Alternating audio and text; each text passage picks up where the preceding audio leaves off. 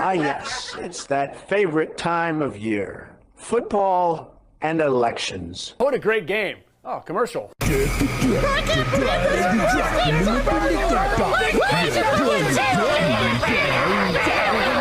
Well, for those of you in the swing states, we do apologize, but you gotta go vote. And now from Times Square, it's That Kevin Show. Somewhere in the bowels of the city that never sleeps, Kevin McCullough, radio host with Salem Media, is a man also not sleeping. Syndicated radio talk show host Kevin McCullough. And that guy would like a word with you. Many of you know him as Vostradamus. Of course that Kevin Show is going to be great. The only thing that could be greater, of course, would be That Donald Show. We don't have that, so we have That Kevin Show. Featuring the music of Dick Tunney and the Dream in Color Orchestra.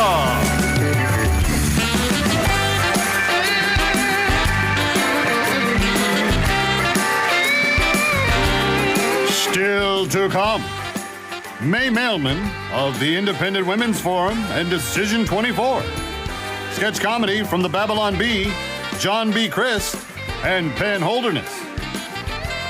And Cody Johnson returns to the spotlight.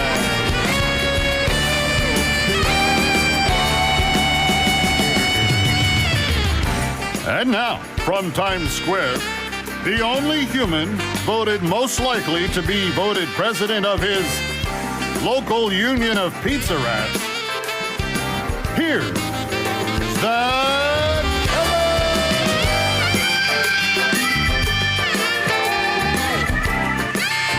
Thank you, Dave. Welcome. We've got a big show for you. Hey, did you see this follow-up? Remember last week when Kamala Harris told those Christian students that they weren't welcome at her rallies? And they said, Jesus is Lord, and she's like, you're at the wrong rally. She was changing her tune on CNN with Anderson Cooper. She was like, I pray at least once a day. I get real crazy. I pray twice a day. Oh, when is this all going to stop? Let's get to the news.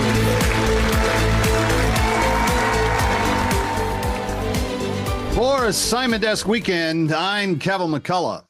Leaders in both chambers of Congress sent a letter to Kamala Harris this week demanding that she stop referring to her opponent as a fascist in her campaign rhetoric.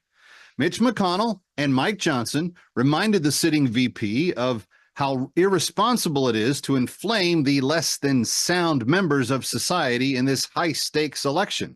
They reminded her that there have been assassins arrested in 3 separate connections to recent attempts on the life of Donald Trump. After cackling nervously, the sitting vice president then rebuffed the congressional leaders by rebuking, "But it's all I got. How do you propose I win?" Donald Trump is responding to a judge's order that requires non-citizens to be left on Virginia's voting rolls for the 11-5 election. Assignment Desk Weekend would like to point out that it is a federal crime for a non-citizen to vote in federal elections. Yet, shockingly, a federal judge is mandating that non-citizens be allowed to vote. Trump calling the decision unconstitutional and illegal. When asked for the rationale of the judge in the ruling, the judge's only remark was, "But it's all she's got. How is she supposed to win?" In Pennsylvania, a batch of 2,500 early ballots have been flagged for potential fraud. The forms were flagged for a variety of reasons, like false names, duplicative handwriting, incorrect information related to the identification of the person signing it. The Lancaster, Pennsylvania officials expressed shock and disbelief at the possibility of such fraud.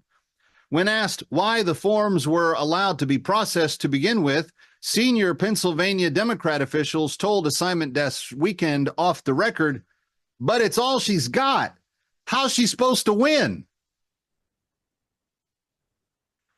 Foreign hackers have reportedly attempted to breach the data of Donald Trump and J.D. Vance's cell phones this week. The hackers, obviously for nefarious reasons, wish to see the information uncovered and use it to assist in the election of Kamala Harris. When reached by Assignment Desk Weekend as to their motives, they replied, "But it's all she's got. How's she supposed to win?"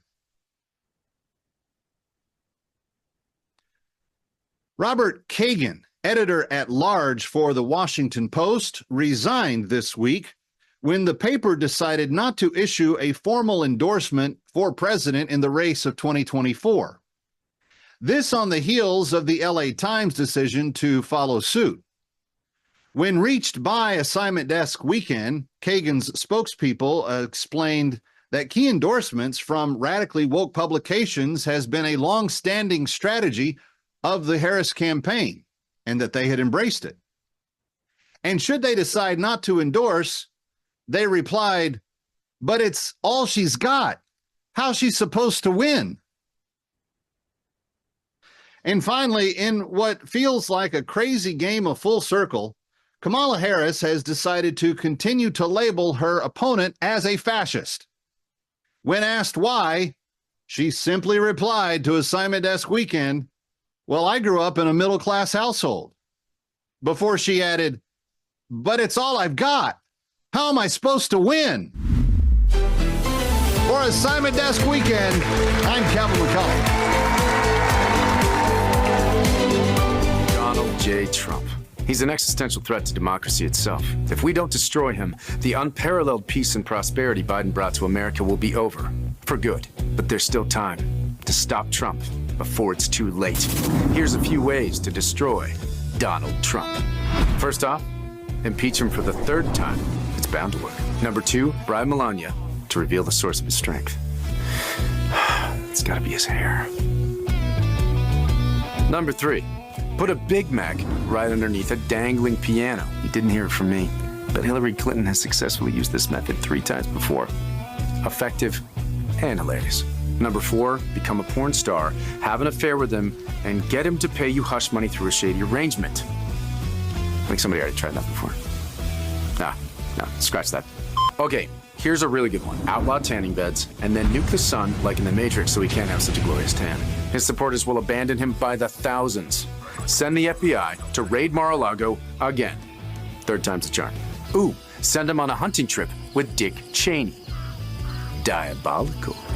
Next up, start World War III and hope one of the Russian bombs hits Mar-a-Lago. The current administration is working on this one right now. Okay, how about this? Catch him in the act of drinking a Bud Light. Political career over. And finally, destroy democracy itself. You see, if a democracy elects Trump, then we have to destroy democracy to save democracy. It's complicated. All right, guys, that's the best I got. Then we can link arms and destroy them together. And were you better off under Trump's economy? Yeah. Thank you. Thank you. I love you too. 4 years ago, you could give us half the price. It's nuts. I was better off 4 years ago than now. Would you have done something differently than President Biden during the past 4 years? There is not a thing that comes to mind. How would I put it? The money stretched a little bit further. This is inflation. This is TikTok. This is inflation. This is what's happened. Everything is high. Everything is high. The cost of living in America is still just too high. Is the price of groceries still too high? Yes. Groceries are still too high. Everyday things like groceries are still too high. Chicken used to be the cheapest thing you could buy. Now it's the highest thing. Chicken is way up. Gas prices are high.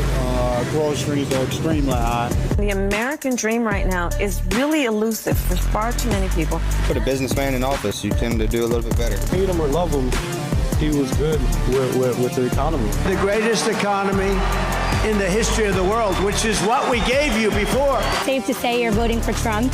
Yeah, and I'm a Democrat. Once he left, everything shot up. I don't know what happened, but you can bring him back. Please. Kamala, you're fired. Get out of here. You're fired. Get the hell out of here. Come Halloween shopping with me at Hobby Lobby. Let's go. Well, celebrating Halloween, are you? Well, if it isn't the devil incarnate himself. What? We don't celebrate Halloween here because we are a Christian company. Fall decor, party, floral, and crafts. Do you see anything about the Halloween in there? No, you don't. This is not the Devil's Workshop. Oh, I bet you think this says Happy Halloween. Yeah, well, it doesn't. It says Happy Harvest. Read your Bible. Here at Hobby Lobby, we are blessed, okay? You want to be cursed? Go to Spirit Halloween. Worship the Lord or worship the devil. Can't serve two masters. This is a ladder, and if you're in here shopping for Halloween decor, you're gonna need a couple of these. That's your only way you're getting to heaven. Fall is proof that change is beautiful. It's the New Testament. This is one of my favorites here. It says, come gather at our table, and on the back it says, unless you're a Democrat. This aisle right here is actually where we used to have our costumes. Yeah, but last year somebody dressed up as a sexy pilgrim. I talked to corporate, we got that shut down.